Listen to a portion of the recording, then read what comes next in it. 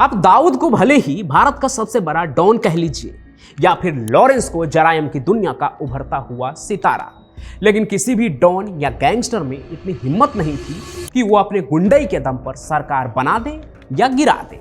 लेकिन एक डाकू ऐसा था जिसका तो दबदबा ही कुछ और था। कहने को वो बीहर का बागी था जो सरकारी कागज पर खूंखार डकैत था, तो कईयों के नज़र में रॉबिन हुड था।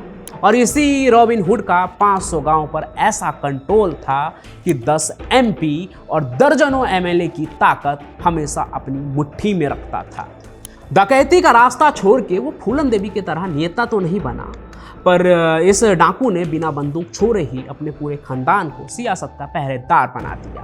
क्या भाई, क्या बेटा, क्या बहू और क्या भतीजी, सब आज कहीं ना कहीं विधायक या सांसद है।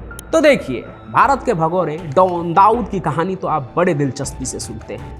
आज कहानी सुनिए ददुआ की, सत्ता और बंदूक की उस साझेदारी की जिसकी गवाही 2 राज्यों की जमीन और यूपी की सियासत देती है। लेकिन सवाल ये है कि कौन है ये ददुआ जिसके बारे में मैं इतना कुछ बता रहा हूँ। शुरुआत में मुझे भी कहाँ पता था कुछ, लेकिन ददुआ की कहानी जब से मेरे आंखों से होकर गुजरी है ना, तो मुझे दाऊद की कई कहानियाँ फीकी लगने लगी है। तो भला ये कहानी मैं आपको कैसे नहीं सुनाता। आइए तो ददुआ की कहानी भी एकदम शुरू से शुरू करते हैं। तो देखिए, ददुआ जो है ना, वो ददुआ बाद में बने। असल में उनका नाम था शिव कुमार पटेल, जिनका जन्म चित्रकूट के देवकली गांव में हुआ था। ऐसा नहीं था कि ददुआ बचपन से ही बागी थे। हथियार उठाने का फैसला उन्होंने तब किया जब उनके पिता को एक दबंग ने पूरे गांव में नंगा करके घुमाया और फिर उनकी हत्या कर दी। ये बात साल 1975 की है, जब पिता की शर्मनाक मौत देखकर शिव कुमार बदले की आग में जलने लगा और फिर अपने बाप के मौत का बदला लेने के लिए शिव कुमार ने हथियार उठा लिया और बिहार का बागी बन गए। लेकिन जुर्म का रास्ता अपनाने के 3 साल बाद ही 1978 में उनकी पहली गिरफ्तारी हो गई। लेकिन ये शिव कुमार पटेल की कहानी का अंत नहीं था, बल्कि ददुआ की कहानी की शुरुआत थी, क्योंकि साल 1978 के बाद पुलिस ददुआ को कभी जिंदा पकड़ नहीं पाई। ददुआ जब जेल से छूटा तो चंबल के बीहड़ में जा पहुंचा। उस बीहड़ में जहां खूंखार डकैत राजा रागोली और गया कुर्मी उर्फ बाबा का राज चलता था। ददुआ उनके साथ ही 4 साल रहकर डकैती और तेंदुपत्तों का कारोबार बारीकी से सीखता रहा। लेकिन जब साल 1983 में राजा रागोली की हत्या कर दी गई और उनके साथ ही गया कुर्मी उर्फ बाबा ने पुलिस को आत्मसमर्पण कर दिया, जैसा आप बॉलीवुड की फिल्मों में देखते ही होंगे कि डाकू जिनका खौफ बहुत होता है वो एक दिन पुलिस के आगे आत्मसमर्पण कर देते हैं, अच्छे रास्ते पे चलने लगते हैं। लेकिन ददुआ उन डाकुओं में से नहीं था। इसलिए अपने दोनों सरदार के जाने के बाद ददुआ डाकू सूरजभान के साथ मिलकर बचे हुए डाकुओं का नेता बन गया और बीहड़ में डाकुओं के खौफ को कायम रखता है। लेकिन इसके अगले ही साल 1984 में सूरजभान भी पुलिस के हत्थे चढ़कर गिरफ्तार हो गया। फिर ददुआ ने अकेले ही अपने गिरोह को संभालने का फैसला किया और सभी डाकुओं का अकेला सरदार बन गया। देखिए, अब तक ददुआ डकैत तो बन ही गया था, लेकिन उनके नाम का खौफ ऐसा नहीं फैला था जिससे कि 50-50 कोस दूर तक माँ बाप अपने बच्चे को बोले कि सो जा नहीं तो ददुआ आ जाएगा। लेकिन ददुआ की जिंदगी में ये दिन भी बहुत दूर कहाँ था। 84 के बाद 85 और फिर आया 20 जून 1986, जब ददुआ का आतंक जोर पकड़ने वाला था। इस दिन ददुआ ने रामू का पूर्वा गांव में 9 लोगों को मौत के घाट उतार दिया, क्योंकि उसे शक था कि गांव के लोग मुखबिरी कर रहे हैं। और यह आतंक तो साल 1992 वाले कांड के आगे कुछ भी नहीं था, जब मड़ैयन गांव के 3 लोगों की हत्या के बाद ददुआ ने पूरे गांव को ही आग के हवाले कर दिया था। इसी साल 1992 की बात है। ददुआ एक बार फतेहपुर के नरसिंहपुर का करबाहा गांव पे पुलिस के चंगुल में फंस गए थे। चारों तरफ पुलिस की फौज और बीच में ददुआ और उसके लोग। इस बार हालात ऐसी थी कि बचने की संभावना थी ही नहीं, पर इसे इत्तेफाक कहें या ददुआ की किस्मत, उसके साथ ही तो मारे गए। लेकिन ददुआ पुलिस के चंगुल से निकलकर भाग चले। जो पुलिस खूंखार डकैत ददुआ को पकड़ने में हर बार नाकाम रहती थी, उसी पुलिस रिकॉर्ड के मुताबिक ददुआ पर उस वक्त तक 400 मामले दर्ज थे, जिसमें 200 डकैती अपहरण और 150 से भी ज़्यादा हत्याएं शामिल थी। और ददुआ का ये आतंक किसी एक गांव, शहर या राज्य तक सीमित नहीं था, बल्कि यूपी में चित्रकूट से झांसी और मध्य प्रदेश के जबलपुर तक फैला था। यानी एक ददुआ का खौफ 2 राज्यों में था। आगे ददुआ इसी खौफ के बदौलत राजनीति में किंग मेकर बनकर उठे। माना जाता है कि गया कुर्मी उर्फ बाबा, जिसके गिरोह से जुड़कर ददुआ डकैत बना, उन्होंने ही ददुआ को जाति के आधार पर काम करने और राजनीतिक समर्थन हासिल करने के महत्व का एहसास कराया था। फिर अपने राजनीतिक गुरु के दिखाए गए रास्ते पर चलकर ददुआ ने खुद को एक किंग मेकर बनाया, क्योंकि गरीब, शोषित और वंचित समाज में उनकी इमेज रॉबिन हुड की रही। देखिए, ददुआ का गैंग जो है ना, वो लोगों को लूट पाट के, जो बड़े बड़े लोग होते हैं उन्हें लूट कर काफ़ी अमीर बन गया था। काफ़ी अमीर माना जाता था ददुआ का गैंग, जो डकैत गिरोह था।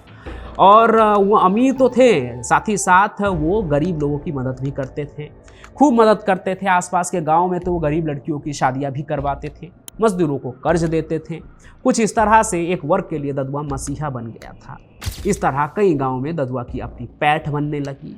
कुछ लोग उससे प्यार करने लगे थे, तो बाकी लोग इतना डरते थे कि उनकी मर्जी के बिना गांव में एक पत्ता भी नहीं हिलता था।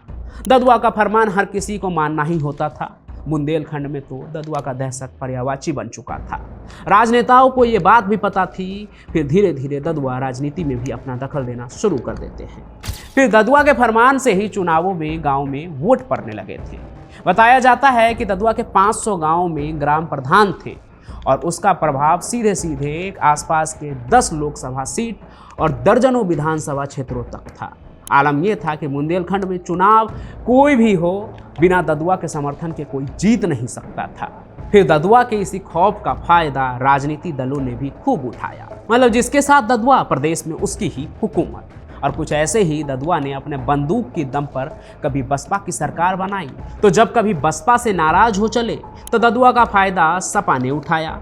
दूसरे डाकुओं के तरह ददुआ खुद तो कभी खादी पहनकर नेता नहीं बने, लेकिन ददुआ का भाई बाल कुमार पटेल मिर्जापुर से सांसद बने, तो बेटा वीर सिंह पटेल भी करवी से विधायक बना। वही बहू जिला पंचायत अध्यक्ष रही, तो वहीं उनकी भतीजी भी पट्टी से विधायक बनी। खुद ददुआ भले ही किंग मेकर बने रहे, लेकिन अंत में उनके साथ भी वही हुआ जो किसी खूंखार अपराधी के साथ होता है। लेकिन ददुआ की मौत सिर्फ उनके डकैत होने की वजह से नहीं गई, बल्कि राजनीति में किंग मेकर होने की वजह से गई। देखिए, पहले ददुआ का समर्थन बसपा के साथ था। फिर 2004 में ददुआ सपा के साथ जुड़कर सरकार बना लेते हैं। फिर इसी सरकार के रहते हुए ददुआ ने कुछ ऐसा किया जिसके बाद उन्होंने अपना राजनीतिक दुश्मन बना लिया। कहते हैं कि ददुआ ने समाजवादी पार्टी के इशारे पर बसपा के कई नेताओं की हत्या करवाई, ऐसा कहा जाता है। फिर इन हत्या के बाद जब आगे प्रदेश में दोबारा से बसपा वाली मायावती की सरकार बनी, तो उस सरकार ने ऑपरेशन ददुआ की शुरुआत की और ददुआ के आतंक को खत्म करने के लिए यूपीएसटीएफ को तैनात कर दिया गया। पैसे को पानी की तरह बहाया गया। ददुआ पर 10 लाख का इनाम भी घोषित किया गया। फिर आखिरकार साल 2007 में 22 जुलाई को एक ऑपरेशन के दौरान पुलिस मुठभेड़ में इस खूंखार डाकू को मार गिराया गया। वो डाकू जो जिंदा रहते हुए कभी पुलिस के हाथ नहीं आया। आपको जानकर ताज्जुब होगा कि मरने के बाद वो लोगों के लिए भगवान बन गया। एक मंदिर में उनके लिए एक जगह सुनिश्चित की गई। दरअसल ये कहानी ना 1992 की कहानी से जुड़ी हुई है। याद कीजिए, अभी की कहानी में ही पीछे मैंने आपको बताया था कि जब ददुआ फतेहपुर के नरसिंहपुर गांव में पुलिस के बीच में फंस गए थे ना, जब चारों तरफ पुलिस था और बीच में ददुआ, उस दिन ददुआ ने मन्नत मांगी थी कि अगर वो इस बार बच गया तो गांव में, उसी गांव में मंदिर बनवाएगा, जो वो आगे 1996 में बनवाता भी है, क्योंकि उस दिन उसकी जान बच जाती है। लेकिन 11 साल बाद, 1996 की 11 साल बाद जब ददुआ की मौत हुई पुलिस इनकाउंटर में, तो उसी मंदिर में ददुआ और उसकी पत्नी कृष्णा की फोटो को स्थापित की गई। लोग आज भी वहां ददुआ की पूजा करते हैं। बताया था मैंने, बहुत सारे लोगों के लिए ददुआ किसी मसीहा की तरह थे, जिनकी वो मदद करते थे अपने पैसों से, और लोग आज भी उन्हें भगवान मानते हैं। वहाँ एक बागी जो डाकू बना और फिर भगवान, न जाने कितने ही लोगों की हत्या भी की उसने। ददुआ की एक पूरी कहानी आपने सुनी ही। आपको क्या लगता है, एक डाकू को भगवान मानना कहाँ तक सही है, कहाँ तक गलत है? अगर आप उसी इलाके से आते हैं तो आप क्या सोचते हैं, वो भी कमेंट में ज़रूर बताइए। साथ ही साथ आज की इस कहानी को लाइक कीजिए, ज़्यादा से ज़्यादा शेयर कीजिए, हमारे इस चैनल को सब्सक्राइब भी जरूर कीजिए। मैं पंचम प्रकाश आपसे मिलता रहूँगा किसी और सफ़र में, किसी और ऐसी ही दिलचस्प क्राइम की कहानी के साथ। तब तक के लिए आपका बहुत बहुत धन्यवाद।